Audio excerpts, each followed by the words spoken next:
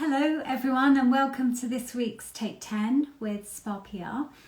Today I'm really pleased to have Lisa Knowles with us. Lisa is a very experienced spa consultant and I think she's going to come on just in a minute. One moment.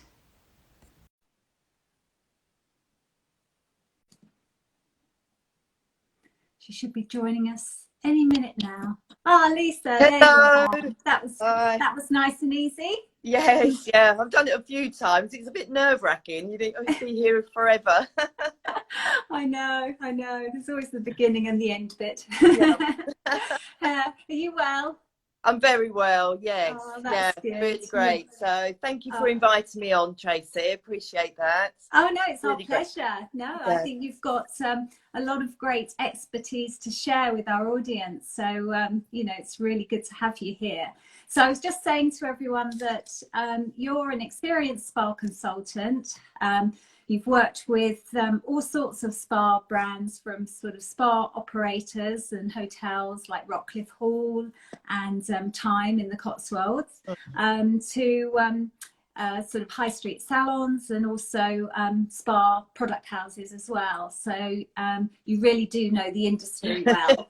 So a great one to sort of talk about it. Yeah. And more recently, obviously, you trained in nutrition. So you're also a nutritional therapist as well, which I am. is Yeah. great. So lots and lots of like wellness information to share here. So I thought I'd start by, for those of our viewers or listeners that don't know what a spa consultant does, perhaps you can just tell us. Okay. Well, there's lots of different levels to being a consultant, but in the main, it's helping somebody start their spa business. So if you're starting from scratch, then you are helping them to come up with their concept. So not so much nowadays, people don't generally have a theme, but back in the day when I started, there was lots of theme style spas, but there still has to be a concept. So of course, wellness is a concept in itself. So it's helping them create that concept. And most spa consultants are not architects and designers, so we work very closely with the architects and designers, more so on the technical side. So they would come up with the layout, and for myself personally, I would help with the operational flow. So this whole start of the client journey, make sure that works, all the touch points that go with that. Make sure that the rooms work technically. My background is as a therapist, so I know how a room should work.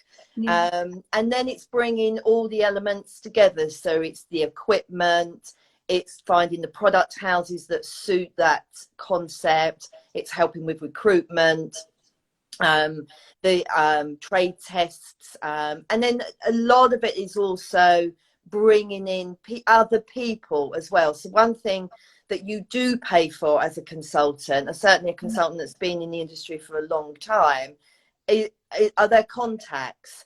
So if you're starting out, it's very difficult to try and find the right person to speak to sometimes in a company. And that's what a consultant has. They generally have a little black book. They can phone the right people, get the answers very quickly. And that's what a good consultant should be doing. They can negotiate the best prices for you as well. And then, as I say, it's bringing everything together. I offer a lot of training because I, of course, trained as a lecturer years ago. I still do a lot of teaching. So I offer teaching and training, and that's operational standards. You can write the operational manual. I do a lot of mentoring with spa managers as well, certainly new spa managers. And then get the spa to launch. So that's a brand new spa.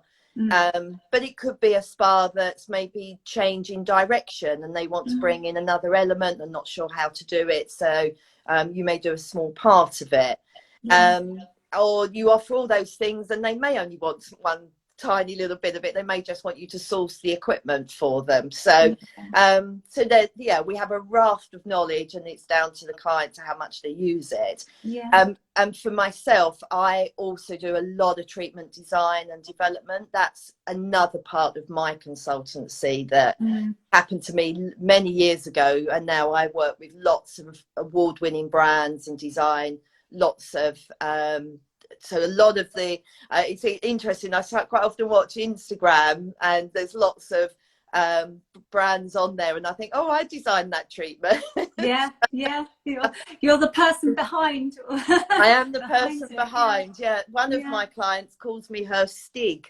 So that's nice. That's a compliment. Yeah. Well, I know so many spa operators who don't, particularly launching new spas, that don't have the the experience or the knowledge or the contacts, as you say. So bringing in a spa consultant such as yourself can really help someone sort of save money and time as well, because and also going the wrong way, because that can cost a lot as well, can't it? Absolutely. And that is definitely what you need a consultant for, because quite a few clients get caught up in trends and they spend a lot of money, and a good consultant should be really warning them that this is a trend and it's not going to last, and this is really where you should be putting your money. And of course, at the end of the day, it's down to a client to decide if they're going to do something. You can only guide and advise, and ultimately it's their decision at the end of the day. But yes, a good consultant should be pulling them in the right direction without them wasting money. No, absolutely. Well, we're in the same position there as you. We can only advise, and then it's down to them. That's right. So you've worked across so many different amazing projects. What would you say has been your most interesting or perhaps rewarding one, without favoriting? Without favoriting. Or even most challenging. I could list a few of that. I've got lots that I'm really, really proud of. You mentioned Rockcliffe Hall. So Rockcliffe Hall, the original, when it was first built, I was the consultant on that, and now that's gone on to do amazing things. I was really, really proud of that one because it was something so different and so unique. Dolphin Square is really, really dear to my heart. Oh yes, one that was a concept, and that was great. And then there's brands like also I'm really proud, like Face Gym. It was someone that I designed the treatment for. I would think the most rewarding, because of what we've managed to achieve, and I still actually work with it, is time. Because what they offer, I feel time is a little bit of me. It's absolutely stunning. If anybody has never seen it, check it out. It's thyme, as in the herb, in the Cotswolds, and it's just beautiful in as much as it's sustainable. Of course, the setting is gorgeous. Everywhere in the Cotswolds is gorgeous, but it's sustainable. It's the owner's vision that has come to life, and it's I don't know, beautiful just sort of sums it up, really. Is it? I must visit. I haven't been yet. It is challenging, and then I'd say this is one that has been a challenge, because they turned a house or a summer house into a spa. So that comes with challenges itself, because it wasn't a new build, it wasn't purpose built. So that does bring about challenges. But you work around that, you find the answers in the end. So I think that's probably the one for me that I absolutely adore. I love everyone I've ever worked on, whether it's in the UK or it's abroad, or if I've represented product houses. I think at the end of the day, it's people that bring these projects to life very much. So I'm always really proud of everything I've ever worked on or achieved, even if it's really, really tiny, even if I've written the treatment menu and done nothing else. I'm still proud of that. Yeah. And of course, clients, bless them, are challenging. So, but I love them. Even the challenging ones I've still really enjoyed, and that's it. I'm the one thing I just find, the way I work, I'm really honest, and I can't be anything else, and I'm honest, and I find that has definitely kept me in good stead with all my clients. Yeah, well, that's important. Yeah. In your role as a spa consultant, what do you think the biggest challenge is for spa operators, coming out of lockdown now?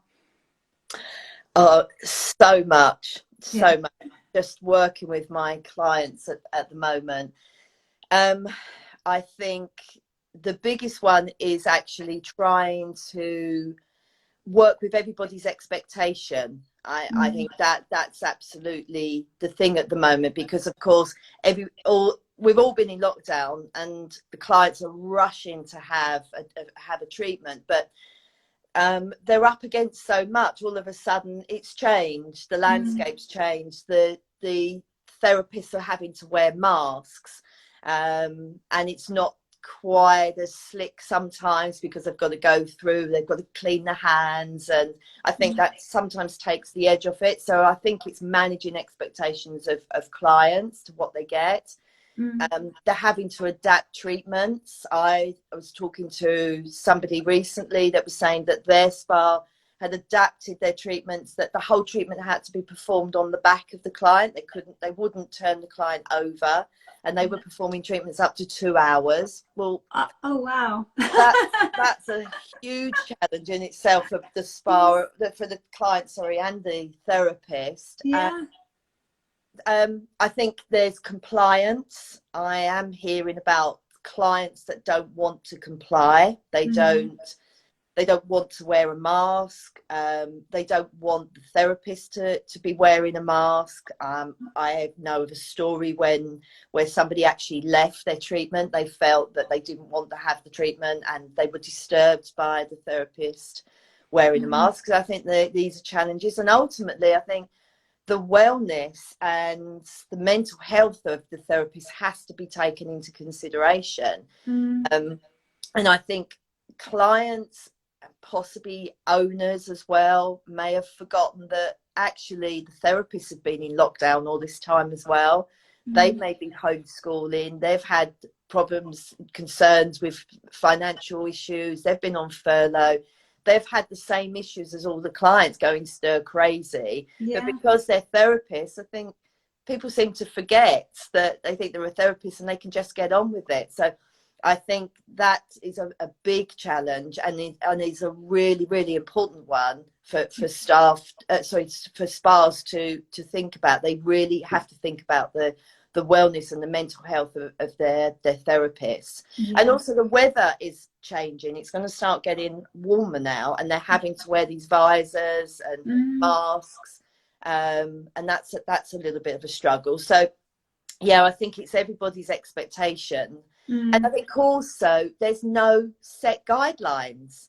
Everybody's doing something different, and that also has an effect on the clients, because they may have gone somewhere and had this treatment and it was fine, a treatment that they had front and back, and you're right, it crosses industries as well, because I went clothes shopping the other day, and I went into one store, and it was fine to just try things on, as they minimized how many people used the changing rooms, but another store you had to wear blue rubber gloves to put everything on, and I was like, and that's a challenge in itself. Absolutely. And I think that's the thing, there's just no set guidelines. And of course spas are always going to be pretty high up on their hygiene anyway. That's standard long before COVID. Of course they've had to up that, and you would expect them to be doing the right thing regardless. But I just wish there was a bit more a standard guideline, so everybody knew what they were doing. Because I've seen several clients now, and like you said, they're all doing something different. The one thing they are all doing, they're all regularly testing their therapist. That is absolutely standard. So, and that is great for just peace of mind. No, absolutely. No, well, I feel really sort of safe, you know, going into any spa. And in fact, I went into, before the last lockdown in December, I went to South Lodge Spa, had a lovely, you know, and the fact that the therapist was wearing a mask didn't interfere with my experience there, and it all felt very easy, you know. So, some of the, you know, hopefully most of them sort of get it right. I'm sure they are. Sure. I just, if there's any clients listening, just be easy on the therapist. They have a hard time as well. Yeah, absolutely. So obviously more recently you moved into you extended your knowledge really by training in nutrition. So what sort of instigated that? Personal health. That's what started it. I had pretty much all my life terrible hormone issues. Being a woman, we know what we go through.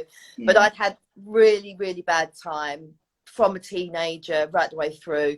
It was getting really bad. It was affecting my life. It was affecting everything. It was affecting my work. And I got to a point that I just thought I couldn't continue with it, and I needed to do something about it. So and nutrition and food has always been really high on my agenda. I became a vegetarian at 19. That was more so for animal rights, but over that time I'd started to understand food. Alternative therapies again has always been a huge part of my life. So it felt quite natural to make these changes for myself. And I followed a routine to the letter with supplements and diet, and I pretty much changed my life. It transformed my life. And I could see also what was happening to the industry. The word wellness was all of a sudden being bounded around quite a bit, but wasn't really moving forward. I must say lockdown and Instagram's probably done wonders for it. But I could see that was a route that was the industry was going in. And I thought that I just need to do this. I really, really want to throw myself into being a nutritional therapist. I felt that if I could change my own life, I could help others as well. So that was ultimately the reason I went into it. And then felt that the industry was going in that route, so I could also add that on and combine the two. So I am a practitioner. I do actually see clients one-on-one, but that's not my main goal. I've never wanted to be a practitioner long term. I was never going to give up my consultancy. It was for what I could do to attach it to my consultancy. And I'm just so grateful the industry now has gone crazy for wellness in its sense. No, well, I think particularly when you personally experience the results of using nutrition to change, you know, your wellness, you know, I think that's the best case study you could ever use, isn't it? Have you, since studying, have you come across any other sort of remarkable sort of achievements through nutrition, or case studies that you've found that someone's experienced something quite different? I would say that well, I've seen it in my own clients. Changes in my clients. I had as a practitioner, probably the best email any practitioner could get from a client that said, "Thank you for being my nutritional therapist. You've changed my physical and mental health. I can't thank you enough." And that's what you actually want to achieve. So I've seen it in clients, so that's great. Certainly you see it when you're studying, because I would say everybody that's trained as a nutritional therapist has got a backstory. We generally have all had a health issue that we wanted to change. So I certainly have seen that. The thing is with nutrition, it's a beast that's moving all the time, and more so. Thankfully, there's more and more research and trials coming out, and what I have seen is how it's moving into things like epigenetics, so gene testing and nutrition, and just how diet and eating healthily, eating the right foods, adjusting foods that suit you, eating foods for a particular condition, you get amazing results with. But epigenetics, to actually target exactly what is going on and then tailoring a program around that, you get phenomenal results. And you can do it for everything, to why you don't sleep, to general nutrition, to detoxification, why you don't recover from exercise. It's huge. And I think that's an area for me that I certainly have seen the results. And then of course, gut health, that is absolutely the center of all of it. Gut health is absolutely key, and just changing somebody's gut health will literally change their world for them. And unfortunately, we live in a world now, you hear people that just say, oh, I know if I eat pizza, it gives me stomachache and I'm really bloated, but that's fine. Or I know that gives me heartburn. We sort of accept these things, but actually that's your body saying, I'm not getting on with this. So you need to do something about it. So gut health is, and the fact that there's now the microbiome results from the trials that took like 15 years to write, that's available now to talk about actually the health all over our body. Everywhere has a microbiome, whether it's our skin, our nose. It's not just our guts. So about keeping that balance. So I think it's the advancing science behind nutrition, which is quite phenomenal. So I suppose seeing the changes is certainly in my personal health, and seeing people around me change, whether I've helped them or colleagues have helped them, and so much more. It's not a case of stop eating bread. No. Carrot, it's so much more than that. So no. Well, I've even seen, I mean, I've always been a great fan of studying sort of my own area of nutrition, and even just taking something as simple as B6, which then enables you to recall your dreams. I mean, I was so surprised by that, and it happened so quickly as well. You can really see the effects that having those extra vitamins and minerals can help. Well, B6 is a vitamin that women need, certainly if you've got PMT or any sort of hormone issues. B6 is the one you need. And actually, one of the questions as a nutritionist you mentioning dreams then, is asking somebody whether they dream in black and white or colour. And if somebody dreams in black and white, it can be an indication that they're low in vitamin B. So their B complex could be a little bit low. So your body is telling you all the time when something's there, but it's learning to read it. Oh, interesting. So bringing that back to sort of spas, do you think they're sort of waking up to healthy nutrition in offering their guests? Yes, I think they are. I think ultimately the spa needs to think about their concept, and if it is a concept of wellness, then I feel that they probably have a responsibility to think about nutrition, because wellness is different to different people. but we talk about, obviously we talk about a lot about mental health and being in the moment and physical health. But if you are going to be a spa that is offering wellness, then you absolutely have to be offering nutrition.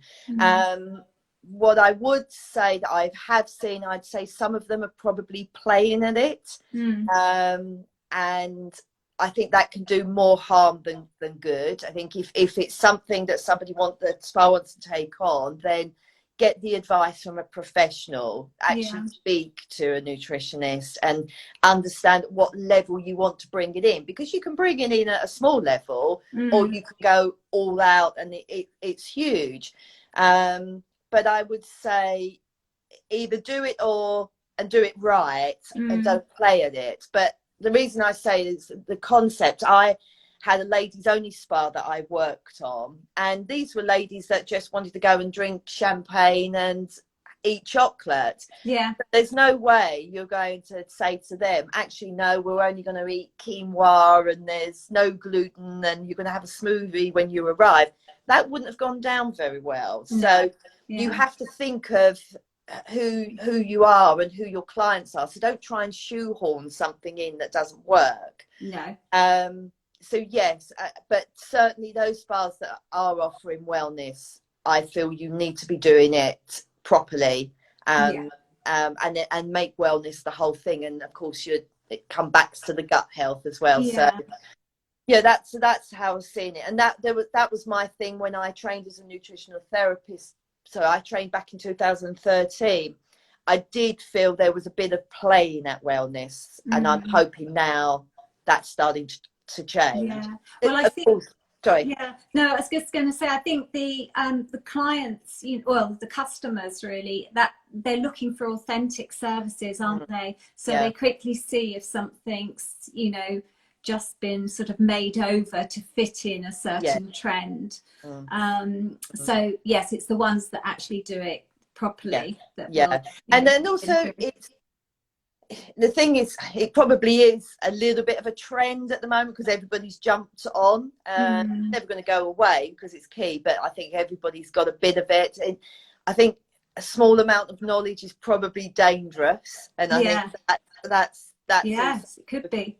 And learning what's on Instagram. There's a lot of rubbish out there and dangerous advice on Instagram. You need to be very careful. So I think that's the thing.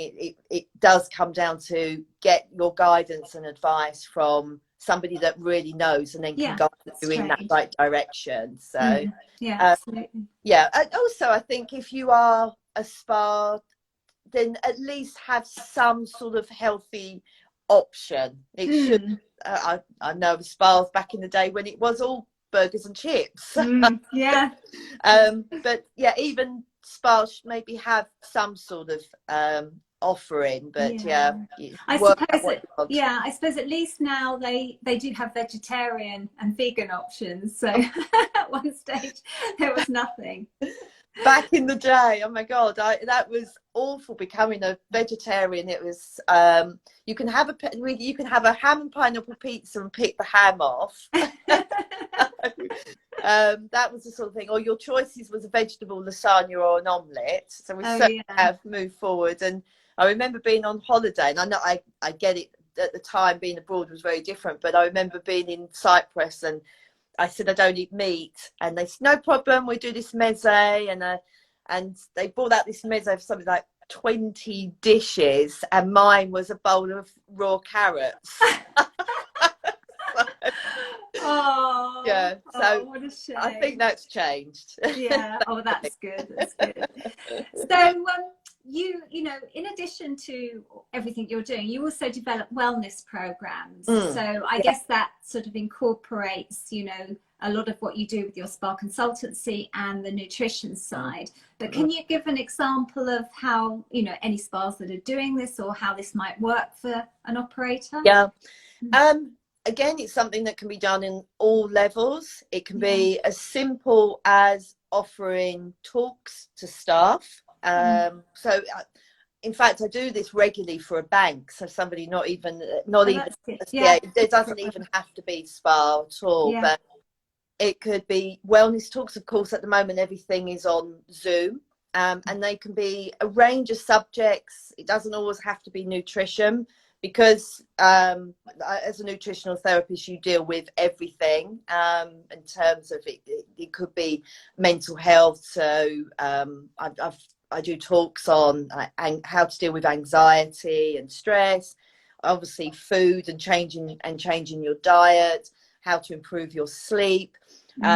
Actually, I had one client ask me to do a talk on sustainability, because that's also something that's really, really close to my own heart. That's how I try to live. So it could be something that's offered to the staff on a regular basis. So if you are embracing the wellness of your staff, then a talk is really good, whether it's over Zoom or eventually on site. Yeah. If you're, again, depending on the spa, those talks can be extended to clients. So you go, a lot of spas with their events to bring in a client, bring in a nutritionist and talk to the clients on any of these subjects. So that talks are always a really, really good one. Yeah. And then programs, and a lot of the programs I've been doing have been staff related. So again, it's all about the wellness, and it could be a regular visit and tailor it to them, bringing in other therapists to actually complete it. So it could be somebody that's NLP, that's that yoga or Pilates. You can offer something to, like a whole program covering just all areas. It doesn't always have to be nutrition. Again, that's things that could be extended to clients. In spas, that starts to become a little bit like a retreat. So you can do these mini events. And as I say, again, to outside spas too. Like at this bank, we're looking, once we come out of lockdown, I will go in on a regular basis every couple of months and do a program. It's and talking, one of the things that's really key if you want to bring nutrition in is, if you're someone that does offer food, then bringing in the right food. So if there is a food available to staff, and it's bringing in that healthy options, nutritionally healthy options.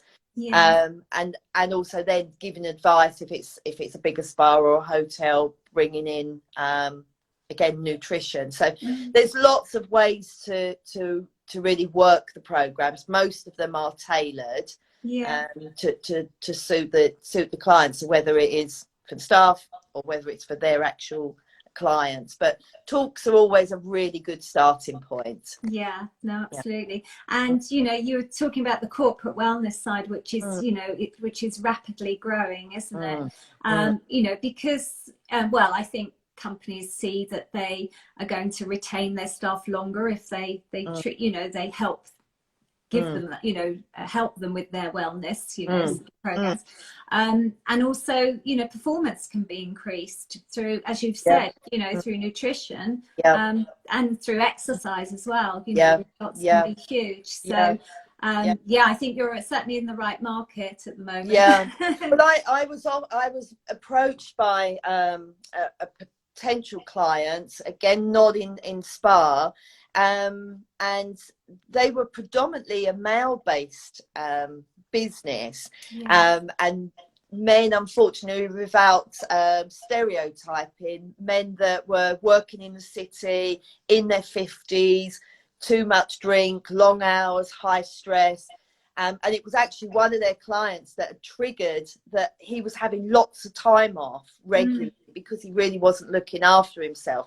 And that triggered them to think about staff wellness programs and bringing in myself to develop a program for everybody, just ways of supporting the staff. But ultimately, you're supporting the management as well, because yes, you're supporting them with that knowledge, but it's also how they can then go on and deal with that member of staff that's unwell all the time, and giving them the support.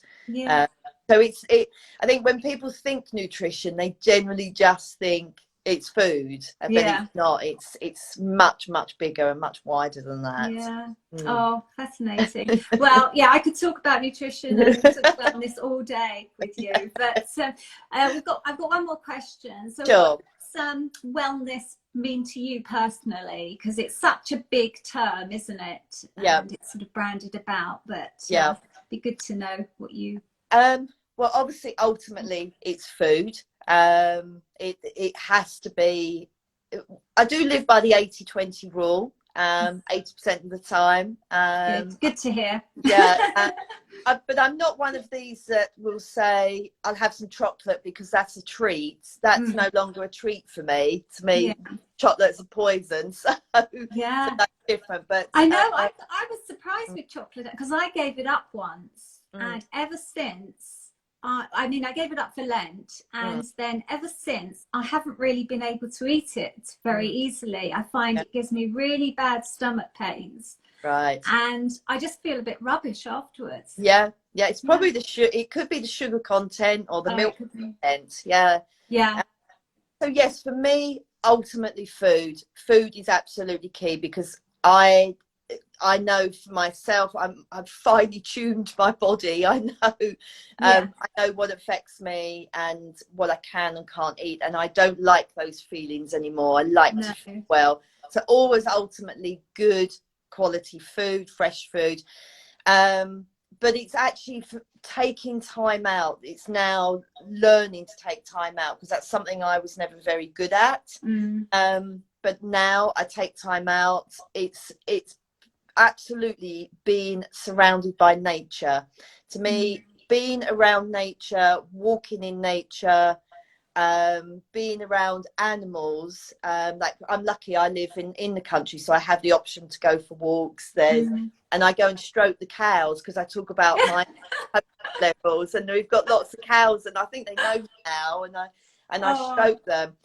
To me, that's my wellness, that's my mental health. So it's, and I've worked out what that is. So yeah, that's my taking time out. Also with friends, that goes without saying. But it's about listening to that inner voice and saying, actually, that voice is telling you something and you should be listening to it. And that's wellness, knowing when to say no and learning to say no. And I don't think taking time out for yourself is selfish. It absolutely isn't, because if you take time out, whether you have a family and you sometimes have to step away from that, I know that's really difficult certainly with young children, but you would be better if you looked after yourself, you will find you will perform better as well. And ultimately, if you're not well or performing, then that's it. Certainly as mothers, you're the one that holds the house together. So taking time out is not selfish. We need it. We need that switch off point. So that's wellness for me. So definitely nature, animals and food. So you'll find me with the cows a bit later. I'd never thought of stroking them. Oh my God, it's just the best, especially when there's all the calves there. They're absolutely adorable. But yeah, they're all different ages, but they're so lovely. No, I love all animals. Well, thank you, Lisa. So if anyone wants to find you or learn more about you, where do they go? Well, I have my page on Instagram. That's where I do most of my information. So at Nutriality. I have got a Facebook page as well, but Instagram is, and I do link them. So Instagram is probably the biggest one. LinkedIn, but LinkedIn is obviously me as the spa set, the consultant. But I put things on there. I write lots of articles and stuff. My website is coming. It's not ready, so I'm in the process of making a website. So ultimately, I'd say it's Instagram is the instant place to find. So, and just on that, my just to say where the name Nutriality came from. It's a made up word, and that was again because I personally changed my whole health and lifestyle. So it's made up of nutrition, so that's the nutri part of it, and reality comes from reality, and that was the reality of good nutrition. Oh, right. So that's Oh, where clever. nutriality actually comes from. But Yeah. it's Well, not ideal when nobody can spell it, but that's it. No, well, it sounds good. It sounds right for what you're doing. So Yeah, that's great. thank Oh, well, you. thank you, Thank Lisa. you. That's been really Oh, thank great. Really you lovely so to talk much, to you. Tracy. Lovely to see you, and you Yeah. look great And and I'll well see you yourself. soon. Thank you. Yeah. Bye bye. Bye bye. Bye. Bye.